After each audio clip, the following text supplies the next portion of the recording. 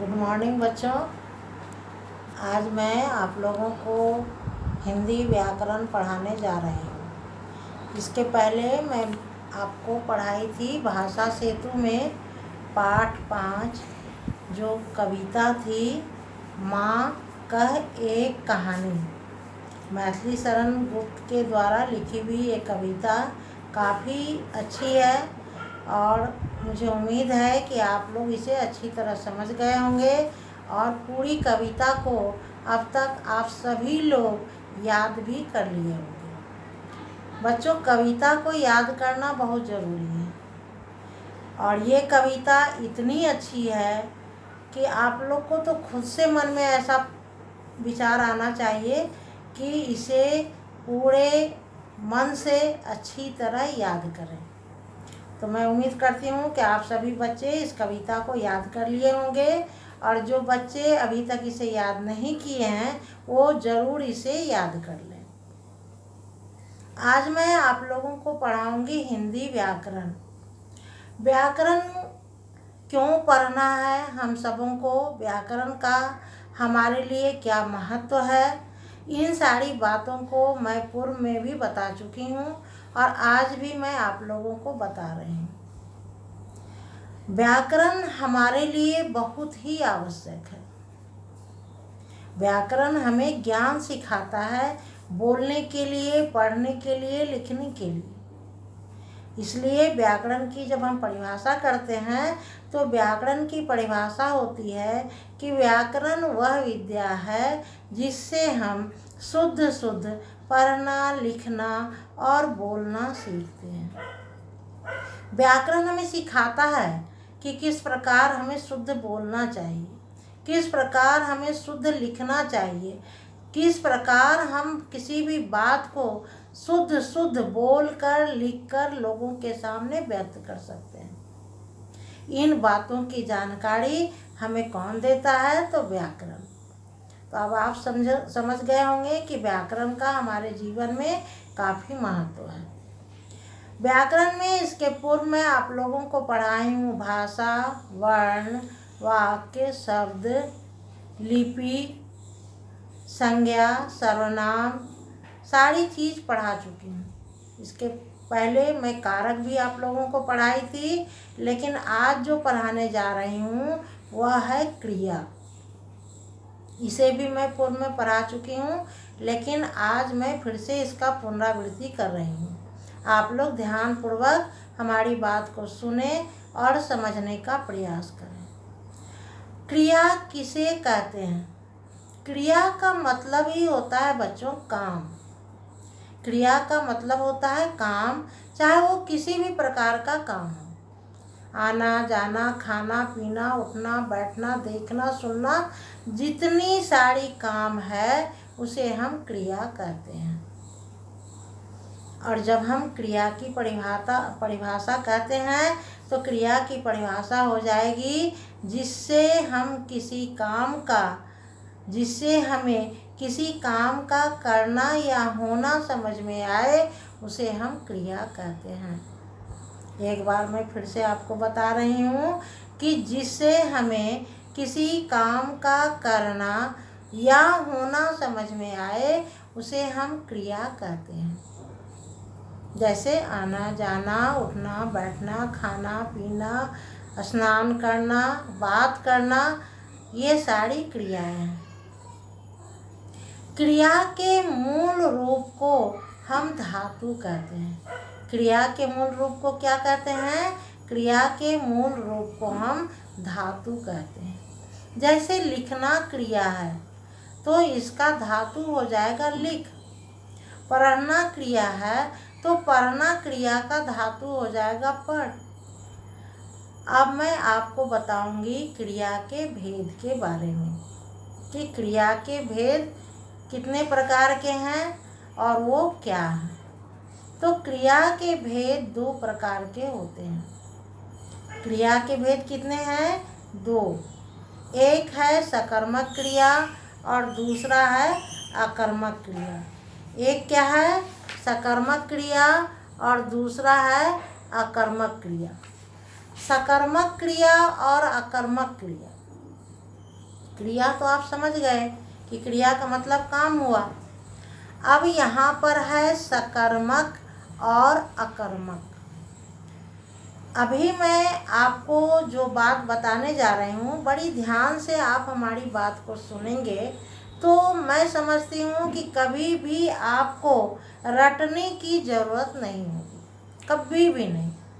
और क्रिया ऐसी बात नहीं है कि सिर्फ आपको 5 में पढ़ना, 6 में पढ़ना, ये आपको 10 तक, उसके आगे भी इसी चीज़ को पढ़ना रहता है, सिर्फ उसका क्षेत्र बढ़ते जाता है।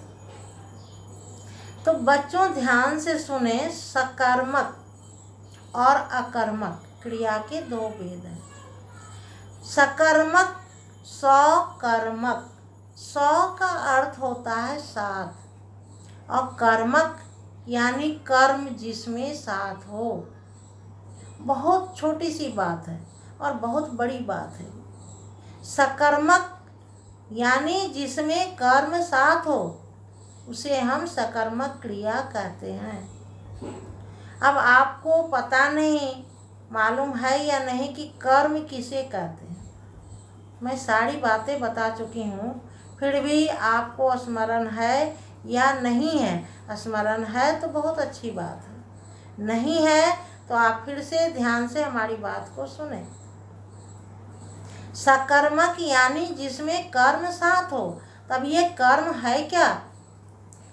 कर्म यानी क्रिया का फल जिस पर पड़ता है उसे हम कर्म कहते हैं। कर्ता के काम करने का फल जिस पर पड़े उसे हम कर्म कहते हैं। और वाक्य में काम करने वाले को कर्ता कहते हैं। वाक्य में काम करने वाले को कर्ता कहते हैं, और कर्ता के काम करने का फल जिस पर पड़ता है उसे हम कर्म कहते हैं। अब आप समझ गए होंगे कि कर्म किसे कहते हैं। और अभी मैं बताई कि सकर्मक का अर्थ होता है जिसमें कर्म साथ हो। अब मैं आपको उदाहरण के द्वारा समझा रही हूँ, आप ध्यान से सुने। जैसे मैं कहती हूँ कि बच्चे नदी में स्नान कर रहे हैं। बच्चे नदी में स्नान कर रहे हैं। यहाँ पर कर्ता कौन है? तो बच्चे। क्रिया क्या है? स्नान करना। और कर्म क्या है? बच्चे कहाँ स्नान कर रहे हैं? तो नदी में। तो यहाँ पर बच्चों कर्म हो गया नदी। जैसे मैं कहूँगी कि मोहन आम खाता है। मोहन आम खाता है, तो यहाँ पर कर्ता हो गया मोहन, क्योंकि खाने का काम कौन कर रहा है? मोहन कर रहा है। और कौन सा काम कर रहा है? तो खाने का। तो खाना क्रिया हो गया, लेकिन कर्म क्या है? वो क्या खा रहा है? तो आम खा रहा है। तो यहाँ पर आम जो है ये कर्म हो गया। अब आप समझ गए होंगे अच्छी तरह कि सकर्मक क्रिया किसे कहते हैं। दूसरा है बच्चों अकर्मक क्रिया। अकर्मक, सौ का अर्थ होता है साथ, जिसमें कर्म साथ हो, और अ का अर्थ होता है नहीं, जिसमें कर्म नहीं हो। जिस वाक्य में कर्म ना हो उसे हम अकर्मक क्रिया कहते हैं। जैसे कहेंगे कि मोहन खा रहा है। मोहन खा रहा है, तो अब आप बताएं कि इसमें कर्म है? मोहन तो करता है और खाने का काम कर रहा है, तो क्रिया है, लेकिन कर्म नहीं है इस वाक्य में। तो ऐसा वाक्य अकर्मक क्रिया का कहलाता है। जैसे गीता नाच रही है, तो गीता नाच रही है, क्रिया है यहाँ नाचना, और गीता है कर्ता, यहाँ पर कोई कर्म नहीं है। तो अब आप समझ गए होंगे कि सकर्मक क्रिया किसे कहते हैं और अकर्मक क्रिया किसे कहते हैं। अभी मैं आपको बताई क्रिया और क्रिया के भेद के बारे में। क्रिया के कुछ अन्य भेद भी होते हैं। क्रिया के बच्चों कुछ अन्य भेद भी होते हैं, जिसके बारे में मैं आपको बता रही हूँ। पहला है सहायक क्रिया। मुख्य क्रिया की सहायता करने वाली क्रिया को सहायक क्रिया कहते हैं। मुख्य क्रिया की सहायता करने वाली क्रिया को हम सहायक क्रिया कहते हैं। जैसे विकास चाय पी रहा है और नव्या गीत गा चुकी है, तो यहाँ पर पी तथा गा मुख्य क्रियाएं हैं और इनकी सहायता के लिए रहा है और चुकी थी, ये सहायक क्रिया है। यानी मुख्य क्रिया जिसको प्रधान क्रिया कहते हैं। आप लोग इसके प्रधान क्रिया के बारे में जानते होंगे। तो प्रधान क्रिया की जो सहायता करता है उसे हम सहायक क्रिया कहते हैं। दूसरा है संयुक्त क्रिया। जब वाक्य में एक से अधिक क्रियाओं का प्रयोग होता है तो उन्हें संयुक्त क्रिया कहते हैं। जब वाक्य में एक से अधिक क्रिया होती है तो उसे हम संयुक्त क्रिया कहते हैं। जैसे वह स्कूल चला गया, खिलौना टूट गया। वह स्कूल चला गया, चला और गया दोनों क्रिया, और खिलौना टूट गया, यहाँ टूटना और गया दोनों क्रिया है। तो यहाँ पर हम देख रहे हैं कि क्रियाएं दो हैं। तो जहाँ एक से अधिक क्रियाएं होती है उसे हम संयुक्त क्रिया कहते हैं। तीसरा है प्रेरणार्थक क्रिया। जब कर्ता स्वयं कार्य ना करके दूसरे से कराता है या दूसरे को कार्य करने के लिए प्रेरित करता है तो उसे प्रेरणार्थक क्रिया कहते हैं। जैसे हम माली से पौधे लगवाते हैं, अध्यापक छात्र से पाठ पढ़ाते हैं।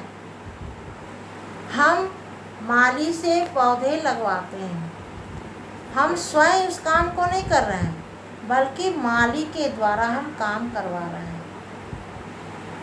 शिक्षक स्वयं पाठ नहीं पढ़ रहे हैं बल्कि बच्चे से पाठ पढ़वा रहे हैं।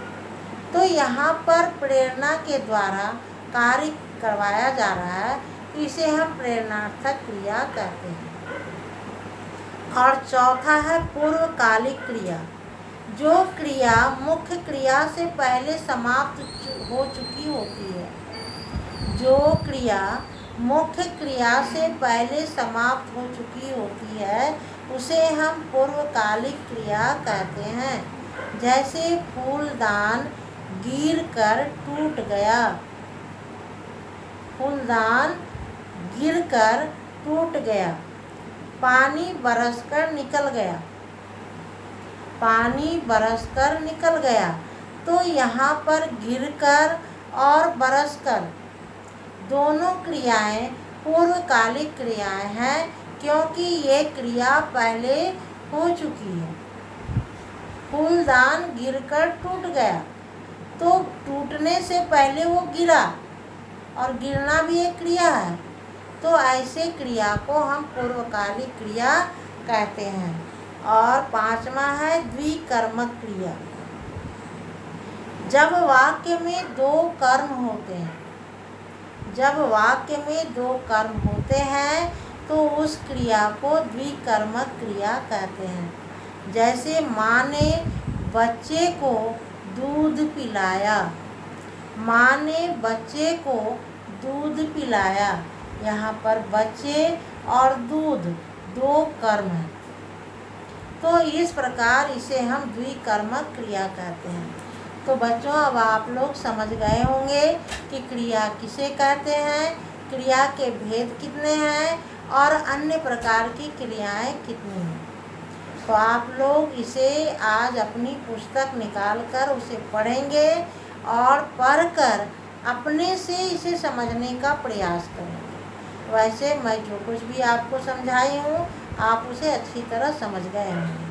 तो बच्चों, ध्यान से आप पढ़ेंगे और इसको याद करने का प्रयास करें।